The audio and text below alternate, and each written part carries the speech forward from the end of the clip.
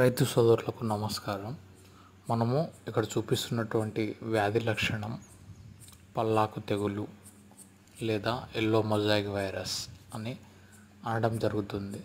రసం పీల్చే పురుగులు అధికంగా ఉండడం వలన శీతల వాతావరణాలలో అవి అధికంగా ఉంటాయి.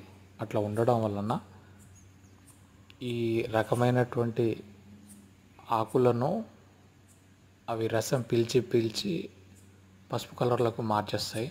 దీనికి యాజమాన్యం దీనిని మొదటగా త్వరదశలోనే గుర్తించాలి. గుర్తించిన తర్వాత వేప నూనె 10,000 ppm లేదా ఇమిడాక్లోప్రిడ్ ఈ రెండిట్లో ఏదో ఒక టెక్నికల్, దీంతో పాటు క్లోరోథెర్నిల్ ఆర్ మ్యాంకోజెబ్ అనే టెక్నికల్ మనం పిచికారీ చేసుకున్నట్లయితే దీని నివారణ చేసుకోవచ్చు. ఒకవేళ అధికంగా ఉన్నట్లయితే దీని నివారణ కష్టము.